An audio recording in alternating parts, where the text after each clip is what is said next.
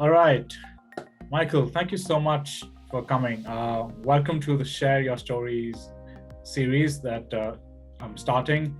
It's it's a different series that I'm getting into because I actually want people to share their authentic voice. It's not about being perfect. It's not about anything else. It's just about sharing your story, who you are, how do you help people, and we'll end up with one tip for the market. So without wasting time at the moment, let's start off. So who are you? Who do you work for? What do you do? Cool. Thanks, Chet. Yes, thanks for having me. So my name is Michael Williams. I'm the founder and CEO of Tenant Options Rental Applications, and we're an online streamlined rental application for people to apply for a rental property. The unique difference that we do is that we've developed a system that really helps the property manager process your rental application a lot quicker. So we've invented some smart referencing, which automates and speeds up the process of doing reference checks on you when you apply for a property. So your employer, your current landlord, and a character reference, because when a property manager is assessing, who you are to offer you a property to live in, they need to do all those checks, and that can take some time. So look, we've built that system to really help the property managers process your rental applications a lot quicker. So we're a B2B sort of service, but also, renters use our system as well. They're the client of the property manager. Awesome. And you're obviously based in Adelaide, if I'm not mistaken, right? Correct. We're based in Adelaide. I grew up in Adelaide and worked in Adelaide, and we built Tenant Options in Adelaide. However, we are a national company now, but we are now mostly dominant and have most of our clients in South Australia because, I worked in the real estate industry here as well. So I have a lot of contacts, and that really helped get the business started. You need those relationships and those businesses to look at you and believe in you before they're going to give you a go. Because we're a startup. So it's tough breaking into a market and getting people to use your service, especially if you're an unknown person or it's a new product. So the relationships I had already in real estate in South Australia really helped us get going. Awesome. Thank you so much for that. So, Michael, I think, again, now we're going to come to probably the most important question of this whole series is going to be, what's your story? How did you sort of land up where you are today? Are you from Australia or whatever? Yeah. Just tell us your authentic story. Yeah, sure. Well, I was born and bred in Adelaide, Australian. So I grew up in South Australia. And I guess, I never woke up one morning and thought if you asked me 20 years ago or more, I would never expect to be doing what I'm doing today.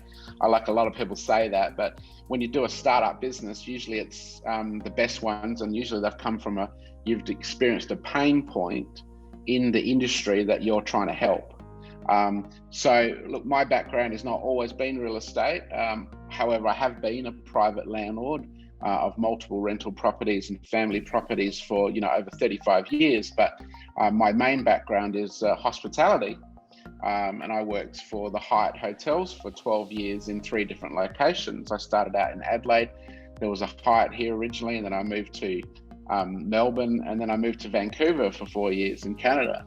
So my main background is hospitality and people, and always wanted to help people, and that's where I think a lot of my jobs that I've done, I've always been in customer focused roles where I'm really helping people, and not even just customers, but also my colleagues and employees and stuff like that. So I think that was where a lot of this has all come from, because when I came back to Australia from Canada, I wasn't sure what I wanted to do. Did a few other things with airlines as well. I was a national valet manager for Qantas for a couple of years. And then I've always wanted to get my real estate license. So in 2010, I got my real estate license in South Australia and got a job straight away in a nice boutique agency here in Adelaide, and spent 3 years selling real estate. However, I wasn't really enjoying the thrill of the chase of sales, so to speak. I didn't think that, spending so much time telling people how good I was to let me sell their house, I didn't really enjoy that role so much. It's a great experience, and I was making okay money too. So it just shows to show that it's not always about money. So I left that role and had a bit of time off and traveled again. And I've traveled quite extensively over my working life, and I've kind of mini retired 3 times as well, actually, but always gone back to the workforce. But I think when I came back from an extended break, the second time I went back into real estate, and it was in a leasing role to lease properties, and it was a BDM style role. So I was having to get new business as well as lease homes to renters. So that's when I quickly came up or discovered the pain points of processing rental applications in a manual manner. And, you know, that was at least 5 years ago. And it was very much a paper-based industry then as well, you know, filling out paperwork. They were using paper applications. So I discovered I was wasting probably 3 to 6 hours a week of my time, which was very unproductive. I wanted to be out, you know, prospecting and leasing properties, not stuck doing paperwork. So Tenant Options was born purely out of doing a job that involved a lot of manual tasks and you know, came up with the ways to improve those pain points. So I took the leap of faith, I guess, you know, not exactly young. So I took the leap of faith out of a full-time career and started to start a startup with a couple of other people. And look, here we are today, you know, building a national brand and gaining some more customers. But I must admit, though, it's a competitive space now. Tech gets copied very quickly. You know, when I started this, we were probably one of the only online rental applications out there, but now there's probably at least 10 or 12. So the dynamics have changed. And now that we've got a good following and growing organically as well, which is wonderful, people know about us, you've really got to keep that competitive edge. And that's the toughest thing in business sometimes, keeping competitors at bay. So that's pretty much my journey. And so, you know, it's been good to have a national business, but predominantly due to COVID as well, spending a lot of time in Adelaide, which I do want to get out on the road more and travel to grow the business, but it's not essential, but it does help. People do love to see the face of the person behind a business, and they like dealing with the owner, and they like a business that's agile. So we believe we're still doing that.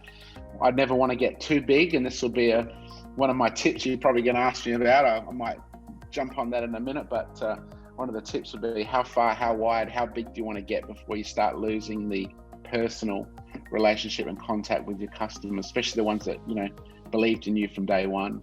So yeah, that's my life so far. And I must admit, I've really enjoyed always helping people. And I think, you know what, any business, any job, any role you do in your life, or just even helping your neighbor, helping people, good karma, you know, you'll get tenfold back. The universe will help you do what you want to do. That's awesome. Thank you so much for sharing your story. I think that's something we never knew about you. And, you know, I'm an ex-hospital worker as well. I'm living in my 5th country after working in hospitality for big chains as well. But yeah, I think we're all in the service industry. So some way or the other, and going back to your point, you know, and I was thinking about this today, I think, or yesterday, I said, you know, because we don't meet people in person anymore as much as we used to, building that connection is so hard. But it looks easy over like talking like how we are, but it's doable if you make that effort, you know, and that's where that connection comes into, because end of the day, it doesn't matter whether you're behind a screen or in front of me, you need to be able to make a connection. It's harder because when you're in person, you can sort of, you know, get the energy of somebody, or you can just understand how they're reacting. And yeah, I can see how challenging it is for you as well. And your thing, I'm sure you're doing a lot of things online as well, not just meeting people all the time, or do you meet people as well? Well, we're still doing some meetings in person, you know, especially we're lucky here in South Australia, aren't we? We've not got a lot of restrictions and stuff. So I'm still catching up with my, especially trying to make an effort now to go and see my clients that have been with me for many years, and not forget about them. And go and see them and go and have morning tea with the team and stuff like that. That's really important. So if anything, that's been a good thing to be able to do a bit more of that, be on the ground here back in Adelaide and make the effort to go and see some people. But yeah, it's funny, not everybody, new customers really even want to catch up in person necessarily. So they are happy with the online. I think they're a bit more used to it. But I think with the online that I've managed to do, especially when I talk to my interstate customers, because I still have to do those new demonstrations, new calls online, just try and do a bit of what we're doing now. And I tell my story, and luckily enough, I'm old enough now to have a long story, and it's a story that most people can resonate with. And especially as soon as they know that you've come from the industry that they're working in. And when you point out, yes, the pain points and the good times and the bad times and share the stories of experiences, they relate instantly to you. So you can do that pretty well on the online platforms of meetings as well. But of course, nothing will ever beat the face-to-face being in the room and getting that energy off people physically, which I do miss very much. But it can be draining as well, traveling so much and being out on the road. So I don't miss that so much. Awesome. Well, thank you, Michael. Before we close, I guess I just would like you to repeat the tip that you were talking about, or what exactly you said about just before, just so people, hey, maybe they get influenced by you or they have some inspiration.